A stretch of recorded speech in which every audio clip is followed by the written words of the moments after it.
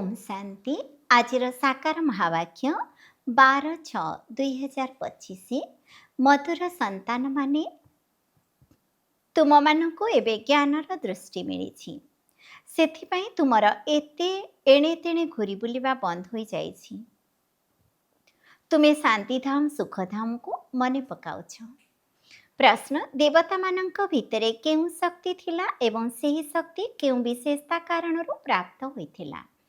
उत्तर देवता मानक भितरे सारा विश्व परि राजत्व करिबार क्षमता थिला एवं से क्षमता सेमानंको विशेष भावरे एकमतर विशेषता कारण प्राप्त होइतिला। सेठारे एकमत थिबा कारणरू मंत्री मानंको रखिबार दरकार पड़ु नथिला। देवता माने संगम जुगरे बाबांक ठारू एपरि श्रीमत नहीं थांती जहा द्वारा 21 जन्म पर्यंत राजत्व करिथांती। सेठारे जणी राजांकर गोटी ही दैवी परिवार रही थाए, द्वितीय मत न थाए। ओम शांति। पिलामानंको एबे ज्ञानर तृतीय नेत्र मिलिछि। पूर्वरु एही नेत्र नथिला। केउ नेत्र? ज्ञानर नेत्र नथिला, अज्ञानर नेत्र त थिला। पिलामाने जानिछन्ति ज्ञानर सागर एकमात्र बाबा अटंती।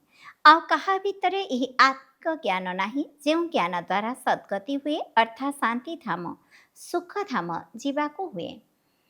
एबे तुम मानंको दृष्टि मिलिछि किपरि सुखधाम बदली जाई पुणी मायार राज्य अथवा दुखधाम होइथाए। भक्ति मार्गरे डाकी थांती नयनहीन को रास्ता देखा प्रभु, किंतु भक्ति मार्गर यज्ञ दान पुण्य आदि रे शांतिधाम सुखधाम जीवाको कौनसी रास्ता मिले न थाए। प्रत्येकंको एठारे निज निजर अभिनय करिबाको पड़ी थाए। बाबा कहउछन्ति मोते मध्य पाठ मिलेछि। भक्ति मार्गरे भगवान को डाकी थांती कही थांती मुक्ति जीवन मुक्तिर रास्ता देखाओ। सेथिपाई केते यज्ञ तप दान पुण्य आदि करि थांती, केते एणे तेणे जाई थांती। शांतिधाम सुखधाम रे एणे तेणे घूरी बुलिबार कथा ही नहीं। तुमे माने एबे जानुछ से माने तो केवल शास्त्र रे पाठ एवं लौकिक पाठ ही जानी थांती। एही आत्मिक पिता शिव बाबा को तो बिल्कुल जानी नांती। आत्मिक पिता ज्ञान सेतेबेले आसी देई थांती जेतेबेले कि समस्तंकर सद्गति हेबार थाए, पुरुणा दुनिया बदलिबार थाए। मनुष्यरु देवता होई थांती पुणी समग्र सृष्टि उपरे देवी देवता मानकर राजत्व रही थाए जहाको स्वर्ग कहा जाए। एकथा मध्य केवल भारतवासी ही जानी थांती जे आदि सनातन देवी देवता धर्म भारत रे ही थिला। से समय अन्य कौनसी धर्म नथिला। तुम मानक पई वर्तमान संगम जुग बाकी समस्ते कली जुगरे अछंती। तुमे माने एबे पुरुषोत्तम संगम जुगरे बसिछ। जे माने बाबांको मने पकाउछंती बाबांको श्रीमत रे चालुछंती से माने संगम जुगरे अछंती। बाकी समस्ते कली जुगरे अछंती। वर्तमान कौनसी सार्वभौमत्व राजधानी तो नाही। एठारे अनेक मत चालुछि। सत्य जुगरे तो केवल एक राजांकर ही मत चली थाए। सेठारे केही मंत्री न थांती। एते शक्ति रही थाए। पुणी जेतेबेले पतित होई जांती सेतेबेले मंत्री आदि रखी थांती काहेकि ना से शक्ति आउ रही न थाए। एबे तो प्रजा मानकर राज्य चलीछि। सत्य जुगरे एकमत थिबा कारणरो शक्ति रही थाए। वर्तमान तुमे माने बाबांक ठारू से शक्ति नेउछ, तेणु 21 जन्म पर्यंत स्वाधीन भावे राज्य करुछ। ताहा निजर ही दैवी परिवार अटे। एबे एहा तुमर ईश्वरीय परिवार। बाबा कहउछन्ति जे निजको आत्मा मने करी बाबांक स्मृति रे रहुछ, तेणु तुमे ईश्वरीय परिवार अट। जदि देह अभिमान आसी भूली जाउछ तेबे आसुरी परिवार अट। एक सेकेंड रे ईश्वरीय संप्रदाय अछ एवं पुणी एक सेकेंड रे आसुरी संप्रदाय होई जाउछ। निजको आत्मा निश्चय करी बाबा को मने पकाइबा केते सहज, किंतु पिलामानकु मुश्किल लागुछि। बाबा कहउछन्ति जदि निजको आत्मा मने करी बाबा को स्मरण करिबो तेबे विकर्म विनाश हेबो। देह द्वारा कर्म तो करबा को ही हेबो। देह को छाड़ी तो तुमे कर्म करि पारिबो नाही। तेबे चेष्टा करिबा को हेबो जे कर्मधंदा करी मध्य आमे किपरि बाबा को मने पकाइबा। परंतु एठारे तो किछि काम नथिले मध्य बाबा को मने पकाई पारुना, भूली जाउछन्ति। एथिरे ही मेहनत रहिछि। भक्ति रे एपरि कौन कहा जाए कि सारा दिन भक्ति कर। ସେଥିରେ ସକାଳ ସନ୍ଧ୍ୟା କିମ୍ବା ରାତ୍ରିରେ ସମୟ ରହିଥାଏ। ପୁଣି ମନ୍ତ୍ର ଆଦି ଯାହା ମିଳିଥାଏ ତାହା ବୁଦ୍ଧିରେ ରହିଥାଏ। ଏକାଧିକ ଶାସ୍ତ୍ର ଅଛି ଯାହାକି ଭକ୍ତି ମାର୍ଗରେ ପଢ଼ିଥାନ୍ତି। ତୁମକୁ ତ କୌଣସି ପୁସ୍ତକ ଆଦି ପଢ଼ିବାର ନାହିଁ, ନା ଶାସ୍ତ୍ର ରଚନା କରିବାର ଅଛି। ଏହି ମୁରଲି ମଧ୍ୟ ସତେଜ ଅର୍ଥାତ୍ ଖୁସିରେ ରହିବା ପାଇଁ ଛପା ଯାଉଛି। ବାକି କୌଣସି ପୁସ୍ତକ ଆଦି ରହିବ ନାହିଁ। ଏସବୁ ନଷ୍ଟ ହୋଇଯିବ। ଜ୍ଞାନ ତ କେବଳ ଏକମାତ୍ର ବାବାଙ୍କ ପାଖରେ ଅଛି। ଏବେ ଦେଖନ୍ତୁ, ଜ୍ଞାନ ବିଜ୍ଞାନ ଭବନ ନାମ ରଖାଯାଇଛି। ଯେପରି ସେଠାରେ ଜ୍ଞାନ ଏବଂ ଯୋଗ ଶିଖାଯାଉଛି। ବିନା ଅର୍ଥରେ ଏଭଳି ନାମ ରଖି ଦେଉଛନ୍ତି। କିଛି ବି ଜଣା ନାହିଁ ଯେ ଜ୍ଞାନ କ'ଣ, ବିଜ୍ଞାନ କ'ଣ। ବର୍ତ୍ତମାନ ତୁମେମାନେ ଜ୍ଞାନ ଏବଂ ବିଜ୍ଞାନକୁ ଜାଣୁଛ। ଯୋଗ ଦ୍ୱାରା ଉତ୍ତମ ସ୍ୱାସ୍ଥ୍ୟ ପ୍ରାପ୍ତି ହୋଇଥାଏ, ଯାହାକୁ ବିଜ୍ଞାନ କୁହାଯାଉଛି। ଏବଂ ଏହା ହେଲା ଜ୍ଞାନ, ଯେଉଁଥିରେ ବିଶ୍ୱର ଇତିହାସ ଭୂଗୋଳ ବିଷୟରେ ବୁଝାଯାଉଛି। ବିଶ୍ୱର ଇତିହାସ ଭୂଗୋଳ କିପରି ପୁନରାବୃତ୍ତି ହୋଇଥାଏ ତାହା ମଧ୍ୟ ଜାଣିବାକୁ ହେବ। ସେ ପାଠପଢ଼ା ହଦ୍ର ଅଟେ। ଏଠାରେ ତ ତୁମମାନଙ୍କ ବୁଦ୍ଧିରେ ବେହଦର ଇତିହାସ ଭୂଗୋଳ ଅଛି। ଆମେ କିପରି ରାଜ୍ୟ ନେଉଛୁ, କେତେ ସମୟ ଏବଂ କେତେ ରାଜ୍ୟ କରିଥିଲେ, କିପରି ରାଜଧାନୀ ମିଳିଥିଲା ଏବଂ ଏହି କଥା ଆଉ କାହାର ବୁଦ୍ଧିରେ ଆସିନଥାଏ। ବାବା ହିଁ ଜ୍ଞାନର ଭଣ୍ଡାର ଅଟନ୍ତି। ଏହି ସୃଷ୍ଟିଚକ୍ର କିପରି ଘୁରୁଛି ବାବା ହିଁ ବୁଝାଉଛନ୍ତି। ପୂର୍ବ ପ୍ରସ୍ତୁତ ଡ୍ରାମାକୁ ନ ଜାଣିବା କାରଣରୁ ମନୁଷ୍ୟ କହିଦେଇଥାନ୍ତି ଅମୁକ ନିର୍ବାଣ ପ୍ରାପ୍ତ କଲା କିମ୍ବା ଜ୍ୟୋତିରେ ମିଶିଗଲା। ତୁମେମାନେ ଜାଣିଛ ଯେ ସମସ୍ତ ମନୁଷ୍ୟ ମାତ୍ର ଏହି ସୃଷ୍ଟିଚକ୍ରରେ ଆସିଥାନ୍ତି। ଏଥିରୁ କେହି ଜଣେ ମଧ୍ୟ ବାଦ ଯାଇପାରିବେ ନାହିଁ। ବାବା ବୁଝାଉଛନ୍ତି ଯେ ମନୁଷ୍ୟର ଆତ୍ମା ଗୋଟିଏ ଶରୀର ଛାଡ଼ି ଅନ୍ୟ ଏକ ଶରୀର ନେଇଥାଏ। ଏହା କେତେ ବଡ଼ ଡ୍ରାମା। ସମସ୍ତଙ୍କ ଭିତରେ ଆତ୍ମା ଅଛି ଏବଂ ସେହି ଆତ୍ମା ଭିତରେ ଅବିନାଶୀ ପାର୍ଟ ଭରି ହୋଇ ରହିଛି। ଏହାକୁ କୁହାଯାଉଛି ପୂର୍ବ ପ୍ରସ୍ତୁତ। ଯଦି ଡ୍ରାମା କହୁଛ, ତେବେ ନିଶ୍ଚିତ ତାର ସମୟର ଅବଧି ମଧ୍ୟ ଥିବା ଦରକାର। ବାବା ବୁଝାଉଛନ୍ତି ଯେ ଏହି ଡ୍ରାମା 5000 ବର୍ଷର ଅଟେ। ଭକ୍ତି ମାର୍ଗର ଶାସ୍ତ୍ରରେ ଲେଖି ଦିଆଯାଇଛି ଯେ ଏହି ଡ୍ରାମା ଲକ୍ଷ ଲକ୍ଷ ବର୍ଷର ଅଟେ। ଏହି ସମୟରେ ହିଁ ବାବା ଆସି ସହଜ ରାଜଯୋଗ ଶିଖାଇଥିଲେ। ଏହି ସମୟରେ ହିଁ ଗାୟନ ରହିଛି ଯେ କୌରବମାନେ ଘୋର ଅନ୍ଧକାରରେ ଥିଲେ ଏବଂ ପାଣ୍ଡବମାନେ ଆଲୋକରେ ଥିଲେ।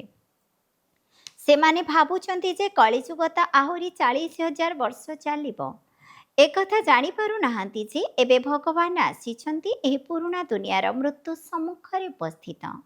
ଦୁନିଆରେ ସମସ୍ତେ ଅଜ୍ଞାନ ନିଦ୍ରାରେ ଶୋଇପଡ଼ିଛନ୍ତି। ଯେତେବେଳେ ଲଢ଼େଇ ଦେଖିଥାନ୍ତି ତ କହିଥାନ୍ତି ଏହା ତ ସେହି ମହାଭାରତ ଲଢ଼ାଇର ଚିହ୍ନ।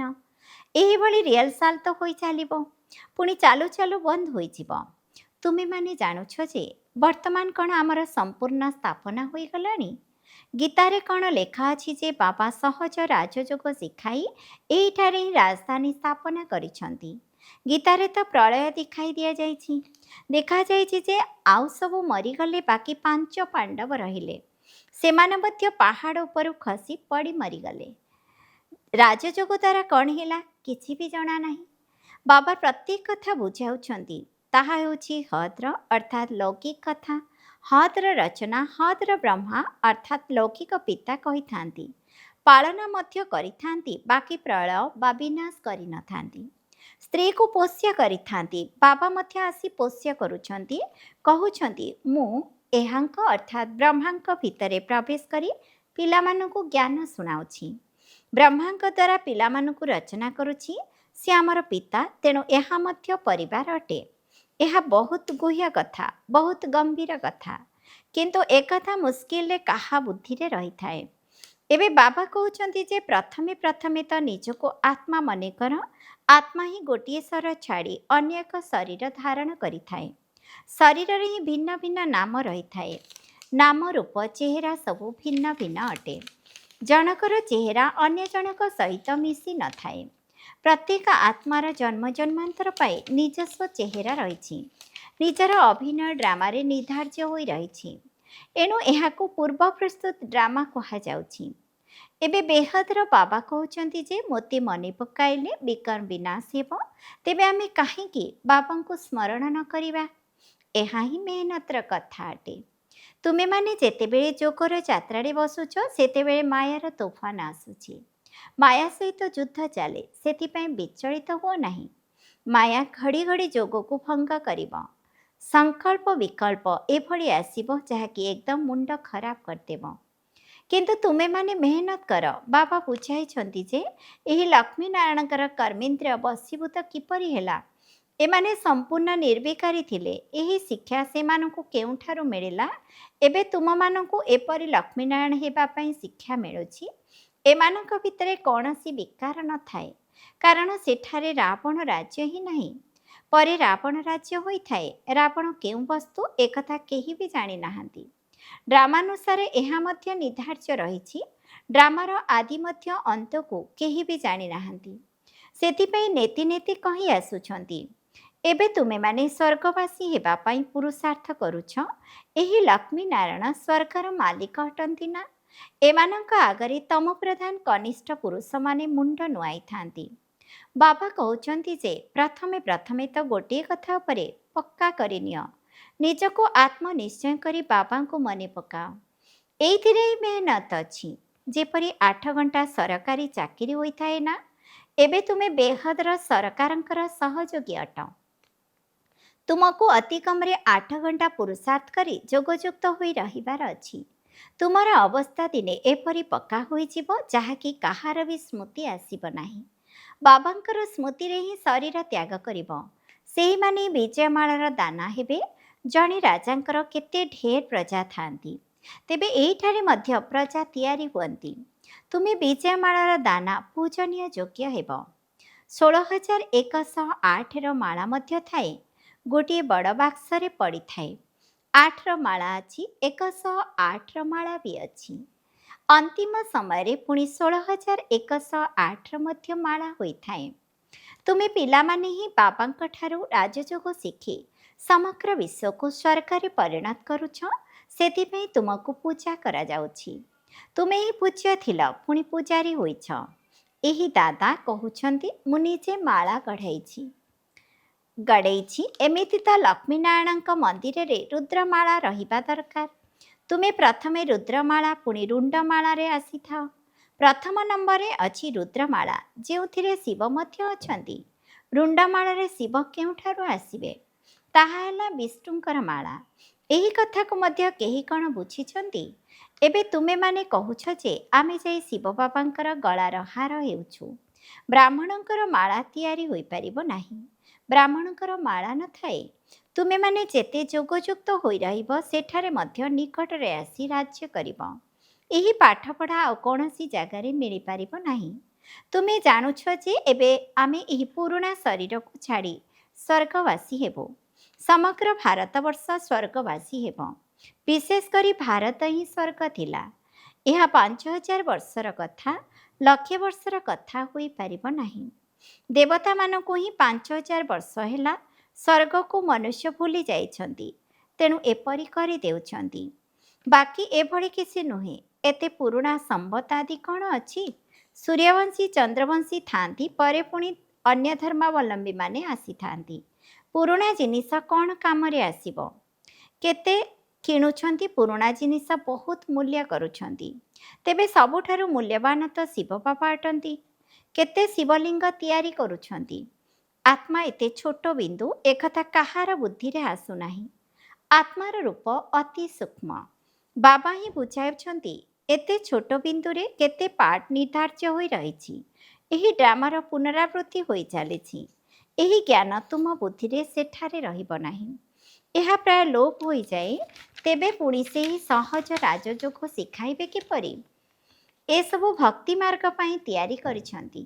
ଏବେ ପିଲାମାନେ ଜାଣୁଛନ୍ତି ଯେ ବାବାଙ୍କ ଦ୍ୱାରା ବ୍ରାହ୍ମଣ, ଦେବତା, କ୍ଷତ୍ରିୟ ତିନି ଧର୍ମର ସ୍ଥାପନା ଭବିଷ୍ୟତ ନୂଆ ଦୁନିଆ ପାଇଁ ହେଉଛି ଏବଂ ପାଠପଢ଼ା ଯାହାକି ତୁମେମାନେ ପଢ଼ୁଛ ତାହା ଏହି ଜନ୍ମ ପାଇଁ ଅଟେ। ଏହାର ପ୍ରାରବ୍ଧ ତୁମକୁ ନୂଆ ଦୁନିଆରେ ମିଳିବ। ଏହି ପାଠପଢ଼ା କେବଳ ସଙ୍ଗମ ଯୁଗରେ ହିଁ ହୋଇଥାଏ। ଏହା ପୁରୁଷୋତ୍ତମ ସଙ୍ଗମ ଯୁଗ ଅଟେ। ମନୁଷ୍ୟରୁ ଦେବତା ତ ନିଶ୍ଚିତ ସଙ୍ଗମ ଯୁଗରେ ହିଁ ହୋଇଥିବ। ବାବା ପିଲାମାନଙ୍କୁ ସବୁ ରହସ୍ୟ ବୁଝାଉଛନ୍ତି। ଏକଥା ମଧ୍ୟ ବାବା ଜାଣିଛନ୍ତି ଯେ ତୁମେ ସାରା ଦିନ ବାବାଙ୍କ ସ୍ମୃତିରେ ରହିପାରିବ ନାହିଁ। ଏହା ଅସମ୍ଭବ। ତେଣୁ ଚାର୍ଟ ରଖ, ଦେଖ ମୁଁ କେତେ ଯୋଗଯୁକ୍ତ ହୋଇ ରହିପାରୁଛି। ଯଦି ଦେହର ଅଭିମାନ ଥିବ ତେବେ ବାବାଙ୍କ ସ୍ମୃତି କିପରି ରହିପାରିବ? ପାପର ବୋଝ ମୁଣ୍ଡ ଉପରେ ବହୁତ ରହିଛି। ସେଥିପାଇଁ ବାବା କହୁଛନ୍ତି ଯୋଗଯୁକ୍ତ ହୋଇ ରୁହ। ତ୍ରିମୂର୍ତ୍ତିର ଚିତ୍ର ପକେଟରେ ରଖିଥାଅ, ପରନ୍ତୁ ତୁମେ ଘଡ଼ି ଘଡ଼ି ଭୁଲି ଯାଉଛ। ଅଲଭ ଅର୍ଥାତ୍ ଶିବ ବାବାଙ୍କୁ ମନେ ପକାଇଲେ ବେ ଅର୍ଥାତ୍ ସମ୍ପତ୍ତି ଆଦି ସବୁ ମନେ ପଡ଼ିଥାଏ। ବ୍ୟାସ ସବୁବେଳେ ପିନ୍ଧିବା ଉଚିତ। ବହି ମଧ୍ୟ ସାଥିରେ ରଖ। ଯଦି କୌଣସି ଭଲ ମନୁଷ୍ୟ ଜୁଟିଲେ ତେବେ ତାଙ୍କୁ ଦିଅ। ଭଲ ଲୋକ କେବେ ମାଗଣାରେ ନେବେ ନାହିଁ। ଯଦି କହିବେ ଏହାର ଦାମ କେତେ ଅଛି, କୁହ ଏହା ଗରିବଙ୍କୁ ତ ମାଗଣାରେ ଦିଆଯାଉଛି। ବାକି ଯେ ଯେତେ ଦେବେ। ତୁମ ଭିତରେ ରାଜକୀୟ ଢଙ୍ଗ ରହିବା ଦରକାର। ତୁମର ପରମ୍ପରା ଦୁନିଆଠାରୁ ବିଲକୁଲ ଅଲଗା ହେବା ଦରକାର। ଭଲ ଲୋକ ଆପେ ହିଁ କିଛି ନା କିଛି ଦେଇଦେବେ। ଏହା ତ କଲ୍ୟାଣ ପାଇଁ ଆମେ ସମସ୍ତଙ୍କୁ ଦେଇଥାଉ। କେହି ପଡ଼ିସାରି ମଧ୍ୟ ତୁମ ପାଖକୁ ପଇସା ପଠାଇ ଦେବେ। ଖର୍ଚ୍ଚ ତ ତୁମେ କରୁଛ ନା? କୁହ ଆମେ ନିଜର ଶରୀର, ମନ, ଧନ ଭାରତର ସେବାରେ ଖର୍ଚ୍ଚ କରୁଛୁ। ଆଚ୍ଛା, ମିଠା ମିଠା ଶିଖିଲଧେ ସନ୍ତାନମାନଙ୍କ ପ୍ରତି ମାତା ପିତା ବାପଦାଦାଙ୍କର ମଧୁର ସ୍ନେହ ସମ୍ପନ୍ନ ଶୁଭେଚ୍ଛା ଏବଂ ସୁପ୍ରଭାତ। ଆତ୍ମିକ ପିତାଙ୍କର ଆତ୍ମିକ ସନ୍ତାନମାନଙ୍କୁ ନମସ୍ତେ। ଆମ ଆତ୍ମିକ ସନ୍ତାନମାନଙ୍କର ମଧ୍ୟ ଆତ୍ମିକ ପିତାଙ୍କୁ ନମସ୍ତେ ନମସ୍ତେ ନମସ୍ତେ। ଧାରଣା ପାଇଁ ମୁଖ୍ୟ ସାରାଂଶ 1 ନମ୍ବର। ଏହି ବେହଦର ସରକାରଙ୍କୁ ସାହାଯ୍ୟ କରିବା ପାଇଁ ଅତି କମରେ 8 ଘଣ୍ଟା ଯୋଗଯୁକ୍ତ ସ୍ଥିତିରେ ରହିବାର ପୁରୁଷାର୍ଥ କରିବାକୁ ହେବ। ଯୋଗ କରିବା ସମୟରେ ମାୟା ଯେଉଁ ବିଘ୍ନ ପକାଉଛି ସେଥିରେ ବିଚଳିତ ହେବାର ନାହିଁ। 2 ନମ୍ବର, ଏହି ପୁରୁଷୋତ୍ତମ ସଙ୍ଗମ ଯୁଗରେ ଈଶ୍ୱରୀୟ ସମ୍ପ୍ରଦାୟର ସଦସ୍ୟ ହୋଇ ଈଶ୍ୱରଙ୍କ ମତରେ ଚାଲିବାକୁ ହେବ। କର୍ମ କରିବା ସମୟରେ ମଧ୍ୟ ଏକମାତ୍ର ବାବାଙ୍କର ସ୍ମୃତିରେ ରହିବାର ଅଭ୍ୟାସ କରିବାକୁ ହେବ। ବରଦାନ, ଅନ୍ତର୍ମୁଖତା ରୂପୀ ଗୁମ୍ଫାରେ ରହୁଥିବା ଦେହଠାରୁ ଅଲଗା ଦେହୀ ହୁଅ। ଭକ୍ତି ମାର୍ଗରେ ପାଣ୍ଡବମାନଙ୍କର ଯେଉଁ ଗୁମ୍ଫା ଦେଖାଇଛନ୍ତି ତାହା ତୁମମାନଙ୍କର ବର୍ତ୍ତମାନର ଅନ୍ତର୍ମୁଖୀ ସ୍ଥିତି ରୂପୀ ଗୁମ୍ଫାର ସ୍ମାରକୀ ଅଟେ। ତୁମେମାନେ ଯେତେ ଯେତେ ଦେହଠାରୁ ଅଲଗା ହୋଇ ଦେହୀ ସ୍ୱରୂପରେ ସ୍ଥିତ ହେବାର ଗୁମ୍ଫାରେ ରହୁଛ, ସେହି ଅନୁସାରେ ଦୁନିଆର ବାତାବରଣଠାରୁ ମଧ୍ୟ ଊର୍ଦ୍ଧ୍ୱରେ ରହୁଛ। ବାତାବରଣର ପ୍ରଭାବରେ ଆସୁନାହଁ। ଯେପରି ଗୁମ୍ଫା ଭିତରେ ରହିବା ଦ୍ୱାରା ବାହାରର ବାତାବରଣଠାରୁ ସୁରକ୍ଷିତ ରହିଥାନ୍ତି, ସେହିପରି ଏହି ଅନ୍ତର୍ମୁଖତା ରୂପୀ ଗୁମ୍ଫା ମଧ୍ୟ ସମସ୍ତଙ୍କଠାରୁ ନିଆରା କରି ବାବାଙ୍କର ପ୍ୟାରା ଅର୍ଥାତ୍ ପ୍ରିୟ କରିଦେଇଥାଏ ଏବଂ ଯିଏ ବାବାଙ୍କର ପ୍ରିୟ ଅଟେ ସେ ଆପେ ଆପେ ସମସ୍ତଙ୍କଠାରୁ ନିଆରା ହୋଇଯାଏ। ସ୍ଲୋଗାନ, ସାଧନ ରୂପୀ ବିସ୍ତାରର ବୀଜ ସାଧନା ଅଟେ, ତେଣୁ ବିସ୍ତାର ଭିତରେ ସାଧନାକୁ ଲୁଚାଇ ଦିଅ ନାହିଁ। ଅବ୍ୟକ୍ତ ଇଶାରା ଆତ୍ମିକ ସ୍ଥିତିରେ ରହିବାର ଅଭ୍ୟାସ କର ଏବଂ ଅନ୍ତର୍ମୁଖୀ ହୁଅ। ଅନ୍ତର୍ମୁଖୀ ସ୍ଥିତିର ଲକ୍ଷଣ ହେଲା ସର୍ବଦା ସାଗରର ଗର୍ଭରେ ମଗ୍ନ ରହିବାର ଗମ୍ଭୀର ମୂରତ। ସେମାନଙ୍କର ଚେହେରା ଦ୍ୱାରା ସର୍ବଦା ଆତ୍ମିକ ସ୍ଥିତିର ଚିହ୍ନ ଦେଖାଯାଉଥିବ। ଗୋଟିଏ ପଟେ ମନର ଚିନ୍ତନ କରିବାର ଚେହେରା, ଅନ୍ୟପଟେ ରମଣୀକ ଅର୍ଥାତ୍ ହର୍ଷିତ ମୁଖ ଚେହେରା। ଦୁଇଟି ଯାକ ଲକ୍ଷଣ ଚେହେରା ଦ୍ୱାରା ପ୍ରତ୍ୟକ୍ଷ ହେଉଥିବ। ଅନ୍ତର୍ମୁଖୀ ଆତ୍ମାଙ୍କର ଚେହେରା ସର୍ବଦା ହର୍ଷିତ ମୁଖ ଦେଖାଯାଉଥିବା କାରଣରୁ ମାୟା ସହିତ ସେମାନଙ୍କର ଯୁଦ୍ଧ କରିବା ସମାପ୍ତ ହୋଇଯାଇଥାଏ। ଓମ୍ ଶାନ୍ତି।